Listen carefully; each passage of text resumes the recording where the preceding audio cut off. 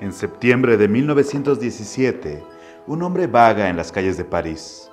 Hace unas horas que una insistente jaqueca le impide concentrarse. Sus manos callosas revelan que la vejez no ha sido fácil para él, y su abrigo devorado por las polillas evoca mejores tiempos junto a las muescas de su bastón. Sus ojos cansados solo perciben formas, y los colores se ven amenazados con el gris de la ceguera que lo aqueja desde hace años.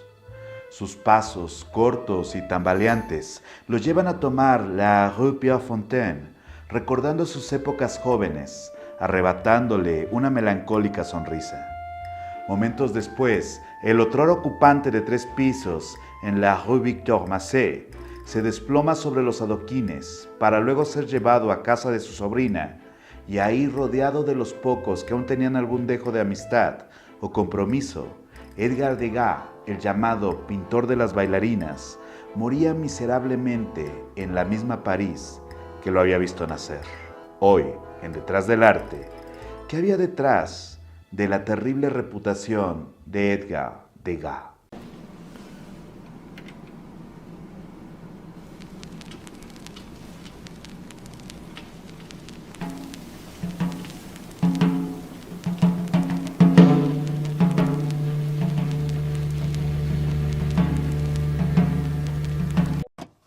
Hilary Germaine Edgar Degas nació en París el 19 de julio de 1834, el primero de los 5 hijos del matrimonio entre Agustín Degas y Célestine Mousseau Degas, quien fallecería cuando el joven tenía 13 años, dejándolo al cuidado de su padre y su abuelo, banquero y empresario respectivamente, ambos pertenecientes a la burguesía francesa, por lo que Degas creció entre lujos y privilegios hasta 1850, cuando discutió acaloradamente con su padre a causa de su deseo de dedicarse a las artes. Como dicta el cliché de los impresionistas, el padre de Degas se oponía rotundamente a que su hijo echara su futuro por la borda dedicándose a la pintura, y aunque terminó el bachillerato en literatura, en 1853 se matriculó en la Facultad de Leyes en la Universidad de París, dispuesto a ser el peor aspirante a abogado que la institución hubiera visto. Paralelamente, entra a trabajar como copista en el Louvre y con ayuda de su abuelo monta un pequeño taller de pintura en la casa familiar, bajo la mirada reprobatoria de su padre. En 1855 conoce a la leyenda viviente Jean-Auguste Dominique Ingres, quien aplaude su trabajo y le recomienda no cesar en su empeño hasta convertirse en un buen artista.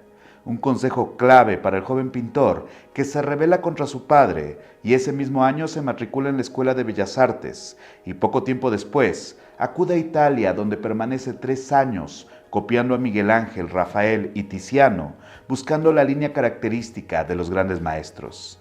En 1859, y ya como un pintor medianamente reconocido, Degas ocupa un nuevo estudio y comienza el retrato de la familia Bailly, con miras al Salón de París, al mismo tiempo que comienza Alejandro y Bucéfalo y Semiramis construyendo Babilonia, entre otras obras en clave neoclásica, buscando satisfacer el gusto de la crítica y tal vez conseguir algún galardón sin demasiado éxito. 2 años después, visita Normandía para pintar caballos junto a su amigo Paul Beaupoisson y en 1865 consigue presentar Escena de guerra en la Edad Media en el Salón de París, si bien el público lo recibe con indiferencia. Decepcionado con la pintura de historia, Degas participa de manera reiterada en el salón por los siguientes 5 años, hasta la presentación de Las jóvenes espartanas, su despedida de la pintura histórica y los cánones de la academia, que por otro lado no le habían dejado más que decepciones. En algún momento, alrededor de 1866, Degas coincide ni más ni menos que con Edouard Manet en el Louvre, lugar frecuentado por el pintor para copiar obras de Velázquez. Como dato de color, el Velázquez favorito de Manet resultó no ser un Velázquez, coincidiendo gracias a cierto esnobismo producto de su clase social privilegiada. Claro que Degas había escuchado hablar sobre Manet. Su participación en el Salón de 1861 lo había vuelto una celebridad y al mismo tiempo el carácter precavido de Manet le hizo empatizar con el joven pintor, que si bien un poco harto de la academia, veía con reservas a sus compañeros que por entonces comenzaban a autoproclamarse como los impresionistas. En palabras de Tim Schneiders, los dos emitían serias reservas sobre la forma de vida de sus jóvenes colegas, sobre su manera de presentarse, así como sobre sus salidas de bohemios bulliciosos en los bares y otras tiendas dedicadas al consumo de licores. Y bueno, ya saben lo que dicen. Solos no eran más que abusivos, pero juntos eran letales. Gracias a su amistad con Manet, Degas conoció a la élite intelectual de su época: Fantin Latour, Renoir, Basile, Monet, Pissarro, Cézanne y Sisley. Y si bien el joven pintor se manejaba con discreción frente a las acaloradas discusiones de sus mayores, la verdad es que Degas siempre fue del tipo retraído. Testigos presenciales de estas veladas lo describen a la sombra de Manet, quien fungía como su mecenas y protector ante cualquier eventualidad surgida de su inexperiencia. Claro que ni 50 Manet pudieron prevenir a Degas de la tormenta que representaba el poeta Charles Baudelaire, habitual en las reuniones de intelectuales, un visionario que proclamaba la necesidad de un arte auténtico, que rechazara de tajo el arte del pasado, un discurso al que por supuesto suscribía Edgar Degas. Tristemente, y como tantos grandes idilios, el romance de Degas con los impresionistas tuvo un final abrupto.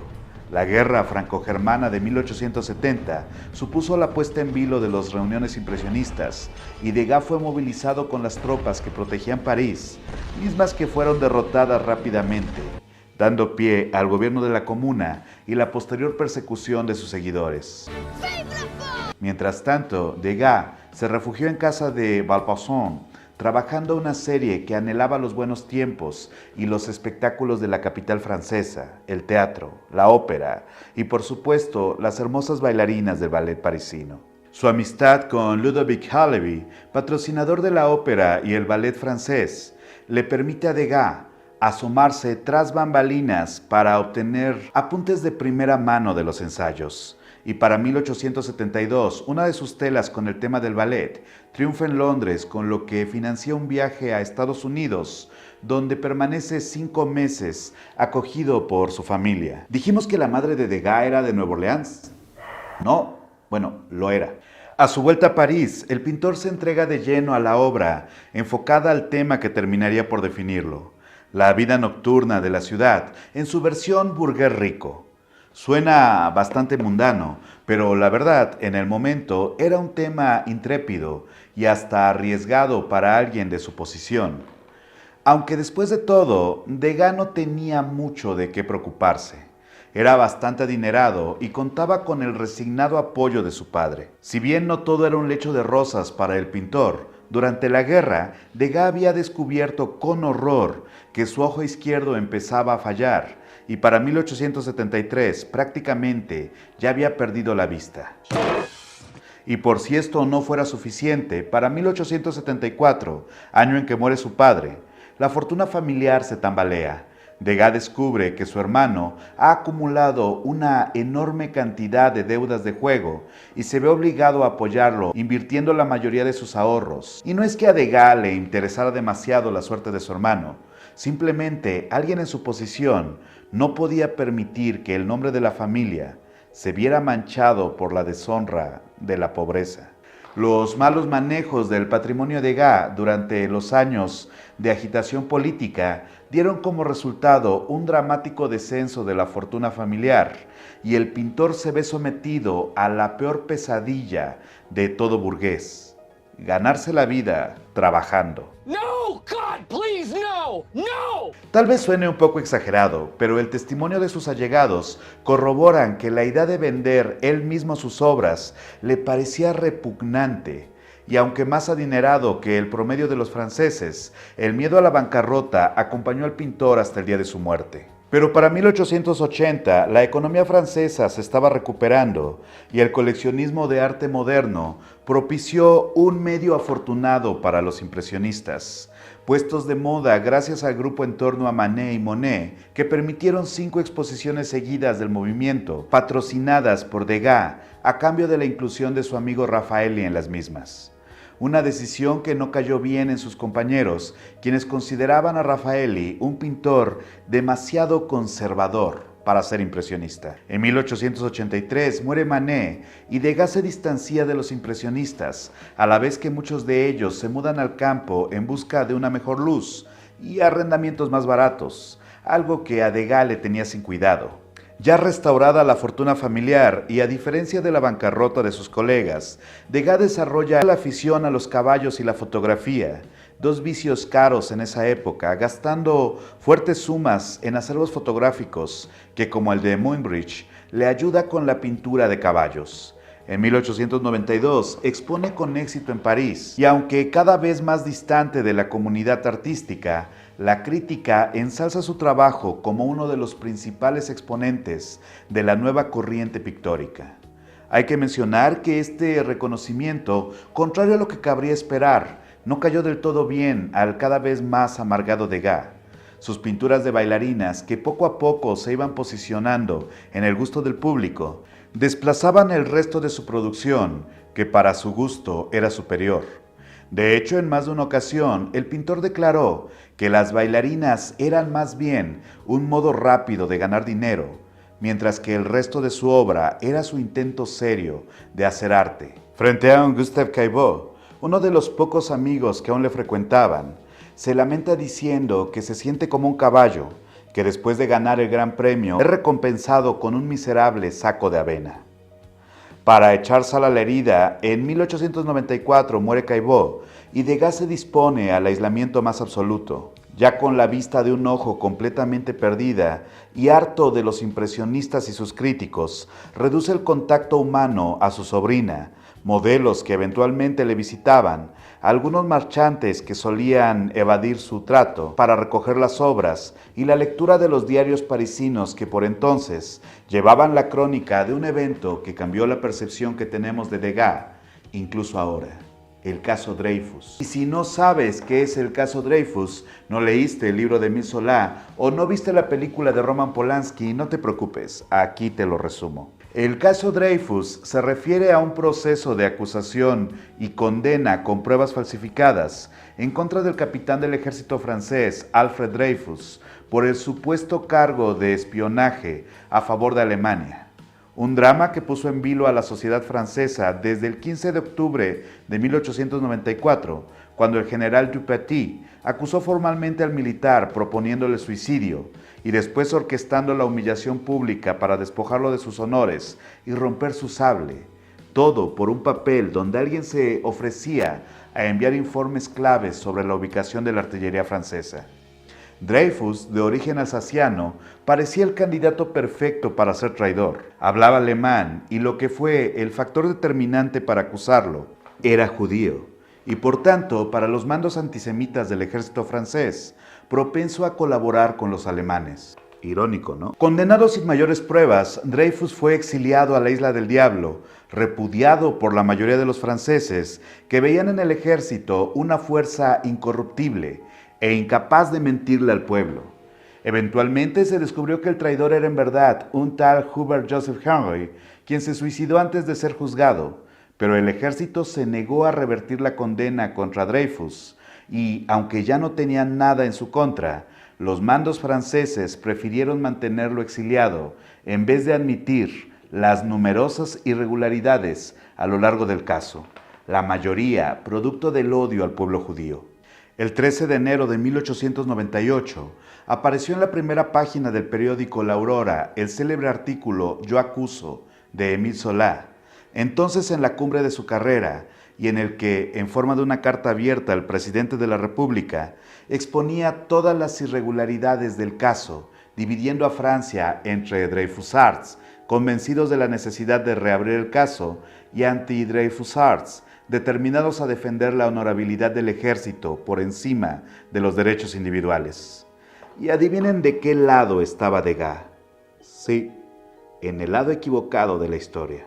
Aquí vale la pena hacer una pausa, porque pensémoslo por un segundo.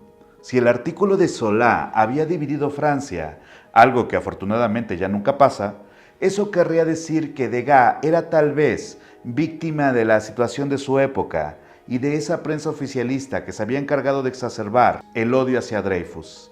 Sin embargo, el caso del pintor es extraño. como si el asunto no hubiera venido más que a acentuar lo que él ya pensaba de antemano. Despide a todo aquel personal que tuviera origen hebreo y reniega de emplear cualquier modelo si sospecha que pudiera tener origen judío. Incluso declara públicamente que Pizarro, antes un amigo cercano, no debería de tener derecho a exponer sus obras por sus raíces sefardíes, y ante los comentarios que le reclaman el que antes fueran colegas cercanos, Degas responde, a veces furibundo, que Pizarro la había engañado. ¿En qué consistía este engaño? ¿Cuál es la razón de tan virulenta furia de Degas? Algunos historiadores consideran que este rencor podría haber sido inculcado por su padre, director de un banco, y afiliado a la teoría de que los judíos querían apoderarse de las riquezas de la burguesía francesa.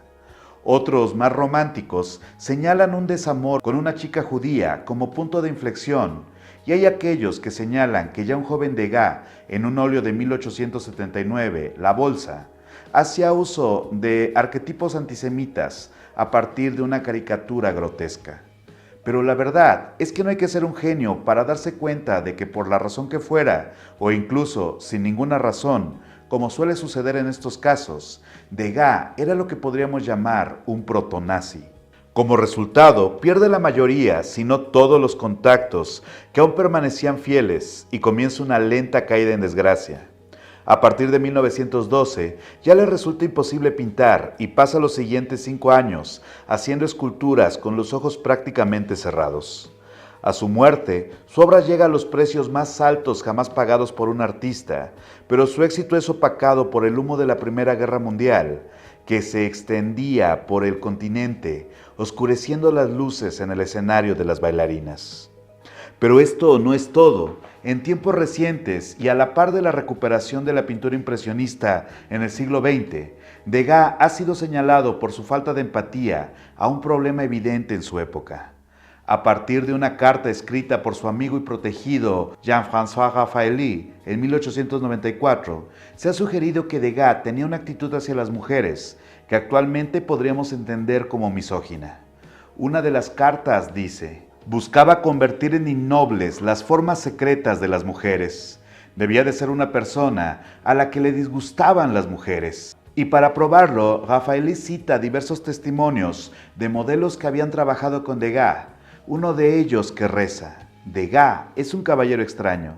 Las 4 horas que estoy posando para él, se las pasa peinándome el cabello, sin ninguna ternura. Por sí solos, estos comentarios no parecen demasiado violentos, pero si pensamos que Degas, un soltero codiciado en la época, más por rico que por artista, evitaba el trato con mujeres, señalando que eran una distracción innecesaria para el ejercicio artístico, sus declaraciones a favor del discurso hegeliano sobre que la mujer no está capacitada para hacer arte y que comparar a las modelos con gatos que se lamían despreocupadamente, tenemos un personaje que suena, por lo menos, políticamente incorrecto incluso para la época. Pero a pesar de ser un digno representante de la misoginia generalizada en el pensamiento de la Francia de finales del siglo XIX, la obra de Degas no parecía ser tan incómoda como podría serlo ahora. Por ejemplo, Richard Kendall ha demostrado que casi siempre eran mujeres las que compraban aquellas escenas íntimas del aseo femenino. A propósito de estas piezas, Degas declaró: hasta ahora, el desnudo siempre se representó en poses que daban por hecho la presencia de un público. Pero estas mujeres son personas decorosas, sencillas, que se interesan por su estado físico en soledad. Es como si alguien mirara por el ojo de una cerradura. Difícil, ¿no es verdad? En cualquier caso, su antisemitismo es mucho más claro, pero al respecto de su presunta misoginia, el historiador y crítico Tobias Bessola comenta: no se sabe si Degas tuvo relaciones sexuales con mujeres. En cualquier caso, no existen pruebas que lo avalen. Sus series de monotipos con escenas de prostíbulos son el ejemplo más extremo de esa mezcla de voyerismo y aborrecimiento con los que reaccionaba ante la sexualidad femenina. En contraparte, el poeta Tom Paoli ha afirmado en A Late Show, a propósito de su visita a la exposición de Degas en la National Gallery en 1996, haberse dado cuenta de que la misoginia y el antisemitismo en Degas están íntimamente relacionados, Así que lo que tenemos en esta exposición son mujeres con poses contorsionadas, son como animales de circo, como animales en el zoológico. En los cuadros de Degas existe un profundo odio hacia las mujeres, que me hizo pensar en los médicos de los campos de concentración, como si uno de ellos hubiera creado estas imágenes. Creo que lo que expresa en sus obras está codificado y en realidad está pensando en mujeres en el váter. Creo que eso es su forma de erotismo. Es un viejo verde mostrando a una mujer lavándose sus partes y me hace preguntar, ¿qué pensarán los niños de esto? Y siguen mostrando estas mujeres lavándose en la intimidad. Hay que mencionar que la exposición de la que habla Pauli solo contaba con un cuadro donde una mujer se lavaba la rodilla con una esponja.